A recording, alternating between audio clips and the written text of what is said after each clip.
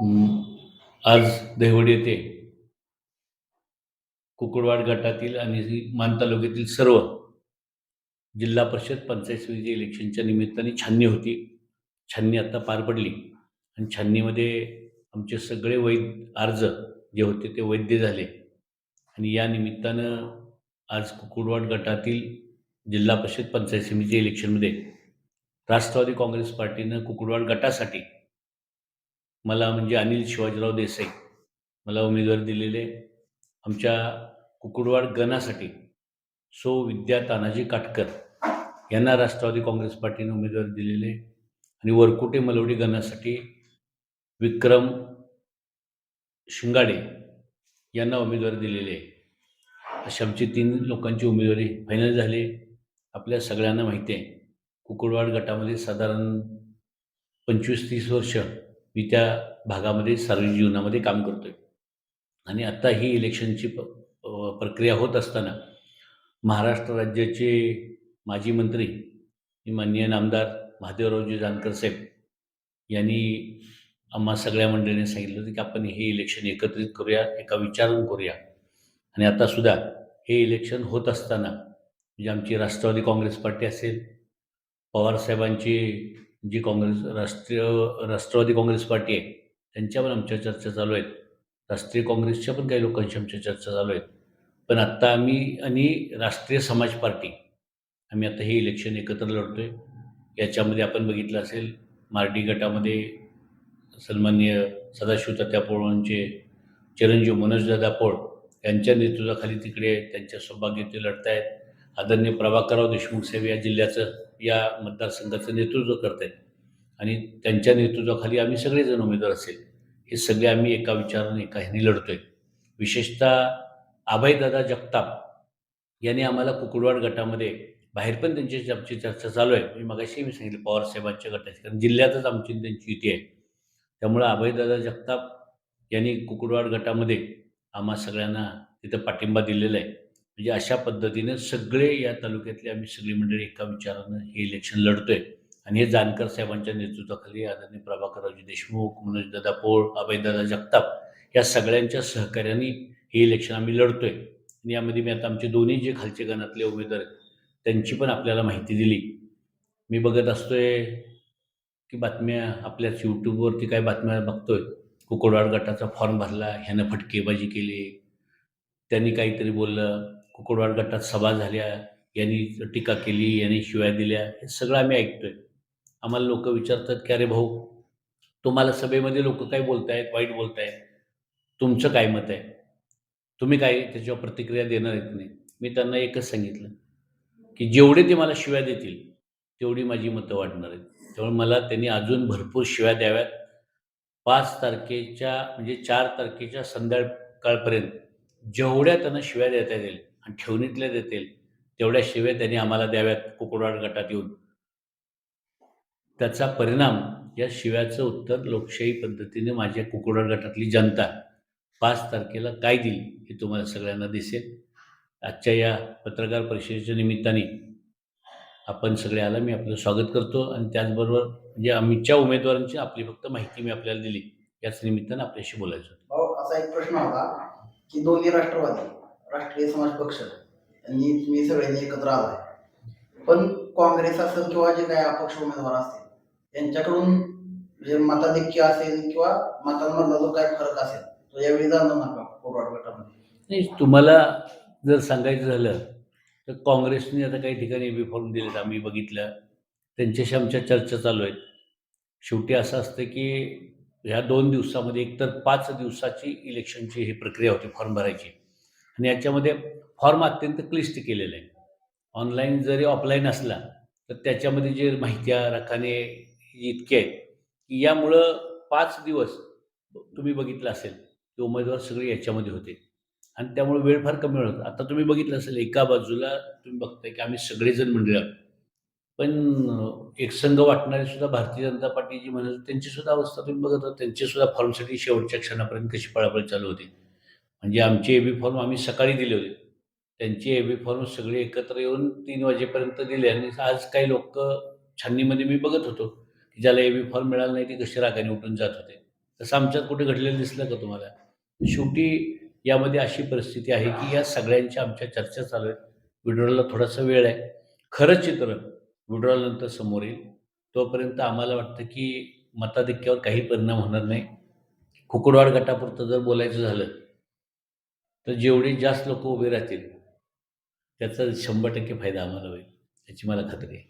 भाऊ तुम्ही आता निवडणुकीला सामोरं जाताना विकासाचा नेमका अजेंडा काय आहे जसं की महिला सक्षमीकरण वगैरे असेल त्यासाठी?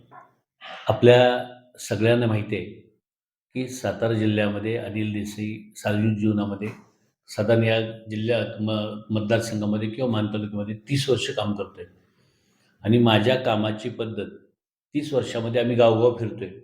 एकही माणूस यांनी खोटा नारळ कधी फोडला आहे आणि यांनी खोटं काय सांगितलं असं म्हणत नाही. म्हणजे हे कशामुळे आहे? तर विकास कामं आजपर्यंत बोललेली आम्ही सगळी पूर्ण केली. मी गोंदावली गटात जिल्हा परिषद सदस्य होतो. करोडो रुपयांची कामं एका एका गावामध्ये मी केलेली आहेत.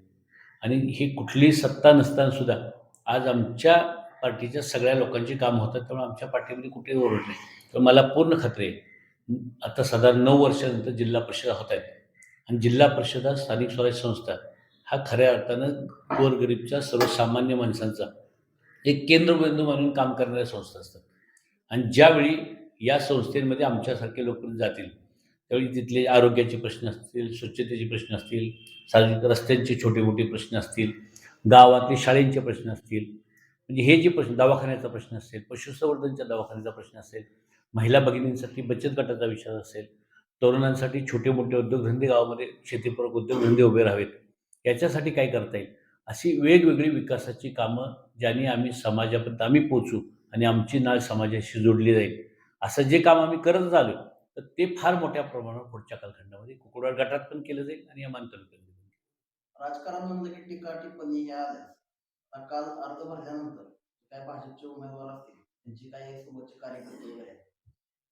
तुम्ही त्यांच्यावरची काही उपरीपणाची टीका केली होती. त्याला पण त्यांनी प्रत्युत्तर दिलं आणि घड्याळाचं काटे हे मोडून टाकलेत असं त्यांनी एक स्टेटमेंट केलं. त्याला काय उत्तर द्याल? हे 2 गोष्टी टीका-टिप्पणी ही स्वतःच्या संस्कृतीवर दिसत असते. तर विरोधी पार्टीवर टीका केली, तर आम्ही समजू शकतो. पण काही लोकं आपल्या पार्टीतल्या लोकांवर टीका करतात. मसवडमध्ये पण तुम्ही बघितलं असेल, स्टेजवर जे विरोधातले जे सत्तेत सहभागी उमेदवार होते, त्यांनाच ते म्हणत होते, "अरे नालायकोनो" म्हणजे मागच्या नालायकांनी नीट काम केलं नाही. आणि त्यातले 11 लोकं त्यांच्याबरोबर बाजूला असायचे. परवा वरकुटे मलवडीमध्ये सभा झाली आणि सभेमध्ये स्टेजवरती ते म्हणले, अनिल देसाईच्या थीम तुम्ही पण मला वाटतं की YouTube चॅनल्सवाल्यांनी सगळ्यांनी ते हेडिंग लावलं. अनिल देसाईंनी माझ्या कुत्र्यावर लोळून दाखव. ही आमची संस्कृती नाही. आमची संस्कृती विकासाची आहे, विचाराची आहे. आम्ही टीका-टिप्पणीला फारसं महत्त्व देत नाही. आम्ही राजकीयदृष्ट्या टीका करतो. आम्ही खुन्नस म्हणून वैयक्तिक असे एकेरीवरती वैयक्तिक येऊन कधीच टीका करत नाही. त्यांनी एक वाक्य वापरलं तुम्हाला माहीत असेल, की म्हणजे विरळीमध्ये सभा झाली आणि त्यांनी सगळ्यांनी माझ्यावर फार एकेरी टीका केली आणि त्यात ते काय म्हणत होते, की यांनी आमच्या भाऊला मंत्र्याला आव्हान दिलं. त्यांनी शब्दांचा व्यवहार केला. तुम्ही माझा वरकुटे मलवडीचा व्हिडिओ काढा. आमची लोकं मला सगळी काय विचारायचे, की आता अनिल भाऊ इलेक्शन लागतंय आणि या इलेक्शन प्रक्रियेमध्ये आता आपल्या गटामध्ये हा येतोय, तो येतोय. असं झालं तर काय होणार? तुमची काय भूमिका राहणार आहे? तर त्यावेळी मी त्या व्हिडिओमध्ये हे सांगत होतो, की "अरे बाबांनो, आपल्याला कोण जर उभं राहिलं, तर आपल्याला लढायचं आहे. ते राहू दे, त्यांच्या घरातलं राहू दे किंवा कोणाला आणून करू दे, आपल्याला लढायचं आहे." याचा अर्थ मला असं सांगायचं होतं, की जरी त्यांनी राजीनामा देऊन जरी खाली राहिले, तरी आपल्याला आपला गट आहे, आपल्याला सोडून चालणार नाही. आपल्याला लढावंच लागणार आहे. पुढे काय घडेल ते घडेल. त्याची आपल्याला फिकीर करून चालणार नाही. तर त्यांनी त्याचा अर्थ वेगळा काढला आणि आम्हाला असं आव्हान दिलं, आम्हाला तसं आव्हान दिलं. कुकुडवाड गटामधले आव्हान आम्ही देत नाही. कुकुडवाड गटातली जनता आव्हान देते. त्याचं उत्तर तुम्हाला 7 तारखेला दिसेल. मताधिक्य काय असेल? काल त्यांनी सांगितलं 5 ते 7,000चं भाजपला मताधिक्य मिळेल विजयाचं. तुमचं काय विचार? किती मताधिक्य याचं तुम्हाला मिळेल? याचं उत्तर तुम्हाला 7 तारखेला मिळेल. आज त्यांना वाटतंय किंवा जे काय म्हणतात ह्याच्या तळ्यात ते राहतायत, राहू दे. कशाला त्यांचा भ्रमनिराश करू? आज खुश आहे, त्यांना बरं वाटतंय. 7 तारखेपर्यंत त्यांचा आनंद राहू द्यात. कशाला हिरावताय त्यांचा आनंद? 7 तारखेला कळेल त्यांना किती मताधिक्य आहे आणि कुकुडवाड गट नक्की कोणाचा आहे. सातत्यानं 20 वर्ष आजपर्यंत मी कुकुडवाड गट कधी जाऊन दिलेला नाही आणि याच्यापेक्षा वाईट परिस्थिती असताना जाऊन दिला नाही. आत्ता तर परिस्थिती फार चांगली आहे. आणि विरळीची सभा तुम्ही मंडळींनी डोळ्यांनी बघितली. कुकुडवाड गटातला एक सुद्धा म्हणजे बाहेरगावातला माणूस आम्ही तिथं आणलेला नव्हता आणि आलेला नव्हता. जी माणसं आली होती, ती द्वेषाने पेटून आली होती. अत्यंत रागाने आली होती, की कोणतरी आपल्या भागातल्या लोकांच्याबद्दल वाईट बोलतंय आणि काहीतरी आपल्या भागावर एक संकट येतंय, या भावनेतून आली होती. त्यामुळे 7 तारखेपर्यंत त्यांना आनंदात राहू द्या. 7 तारखेनंतर कळेल तुम्हाला काय लीड पडते कोणाचं किती पडते. विक्रमची घे घ्या. की विक्रम शामराव शिंगाडे, लोकनियुक्त सरपंच आदर्शगाव बनगरवाडी, जिल्हा परिषद पंचायत समितीच्या होऊ घातलेल्या 2026च्या या निवडणुकाच्या अनुषंगाने आज दहिवडी येथे छाननी आज या ठिकाणी संपन्न झाली आणि ही छाननी संपन्न होत असताना आमच्या राष्ट्रवादी काँग्रेस पार्टीच्या सर्व उमेदवारांचे अर्ज वैध झालेले आहेत. आज खऱ्या अर्थानं ही निवडणूक अगदी शेवटच्या टप्प्यात निघालेले आणि मी वरकुडे मलवडी गणातून या ठिकाणी निवडणूक लढवत असताना आज आमच्या या सर्व उमेदवारांचे ज्यांनी नेतृत्व करतायत ते मान तालुक्याचे नेते सन्माननीय प्रभाकरजी देशमुख साहेब, तसेच अभयदादा जगताप, तसेच अनिल भाऊ देसाई, तसेच राष्ट्रीय समाज पार्टीचे अध्यक्ष सन्माननीय महादेवजी जानकर साहेब, या सर्वांच्या नेतृत्वाखाली ही निवडणूक या ठिकाणी मान तालुक्यामध्ये लढली जात आहे. त्या अनुषंगाने कुकुडवाड गटामध्ये अनिल भाऊ देसाई यांच्या मार्गदर्शनाखाली आणि यांच्या नेतृत्वाखाली ही निवडणूक लढवली जाते. जिल्हा परिषदेला अनिल भाऊ देसाई या ठिकाणी निवडणूक लढवत आहेत आणि मला खात्री आणि विश्वास आहे की मान तालुक्यातला असणारा हा शेवटच्या टोकावरचा हा गट आहे, हा कायमस्वरूपी अनिल भाऊ देसाईंचा या ठिकाणी मजबूत असा किल्ला आहे. तो आजपर्यंत कधीही ढासळलेला नाही आणि तो कधी ढासळला सुद्धा जाणार नाही, याची खात्री या ठिकाणी आम्हा सर्वांना आहे. आज वरकुडे मलवडी गण असू द्या, कुकुडवाड गण असू द्या किंवा कुकुडवाड गट असू द्या, या गटामधील असणाऱ्या जे या ठिकाणी नवतरुण युवकांचे या ठिकाणी प्रश्न आहेत, ग्रामीण भागातल्या रस्त्यांचे प्रश्न आहेत, तसेच या ठिकाणी शाळेची या ठिकाणी चाललेली दुरावस्था या ठिकाणी असू द्या, याच्यावरती या ठिकाणी आम्ही काम करणार आहे. आम्ही रडणारे या ठिकाणी कार्यकर्ते नाही तर लढणारे कार्यकर्ते आहेत आणि त्याच अनुषंगाने ग्रामीण भागातील ज्या ठिकाणी ज्या काही समस्या आहेत त्यामध्ये शैक्षणिक असू द्या, रस्ते असू द्या, आरोग्य असू द्या किंवा या ठिकाणी महिलांचे प्रश्न असू द्या, ह्या सर्व या ठिकाणी प्रश्नांची या ठिकाणी हे सर्व या ठिकाणी प्रश्न येणाऱ्या काळामध्ये आम्ही या ठिकाणी सोडवणार आहोत. आणि आज मी लोकनियुक्त सरपंच बनगरवाडीचा असताना गेल्या 3 वर्षामध्ये ज्या पद्धतीनं एक आदर्श गाव बनगरवाडी या ठिकाणी बनवलेलं आहे, तेच आदर्श गट या ठिकाणी आम्ही या सर्व नेते मंडळीच्या नेतृत्वाखाली आणि मार्गदर्शनाखाली एक कुकुडवाड एक आदर्श गट या ठिकाणी तयार करू. त्या असणाऱ्या भागातल्या प्रत्येक गावामध्ये या ठिकाणी विकासाची गंगा या ठिकाणी प्रत्येक गावामध्ये पोहोचू, एवढंच या ठिकाणी तुम्हाला या निवडणुकाच्या अनुषंगाने या ठिकाणी सांगतो.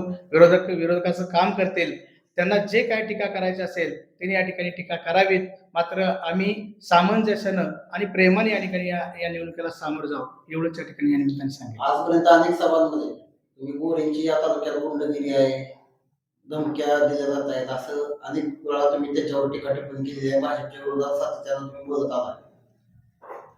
आता कुकुडवाड गटामध्ये सुद्धा गोरे घरातलाच उमेदवार आहे.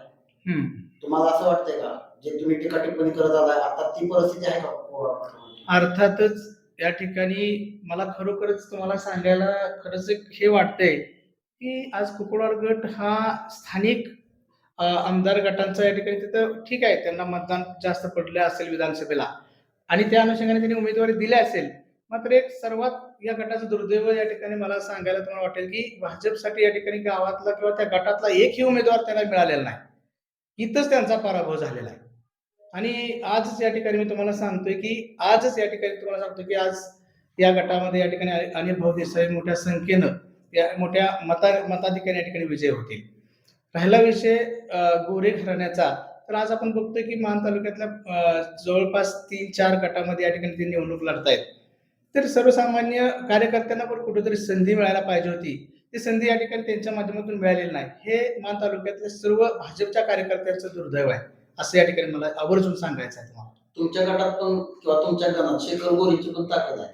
हो, मग शेखर गोरे आणि जयकुमार गोरे जर तिथे एकत्र आले तर मग तुम्हाला काय तुमच्या या निवडणुकीत धक्का बसू शकतो का त्याचा?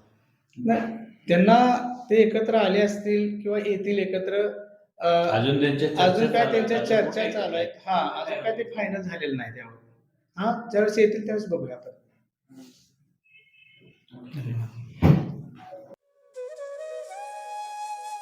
अशाच नवनवीन अपडेट्ससाठी आमच्या खबर गावाकडची या चॅनेलला सबस्क्राईब करा. आमचे व्हिडिओ लाईक करा आणि शेअर करा. धन्यवाद.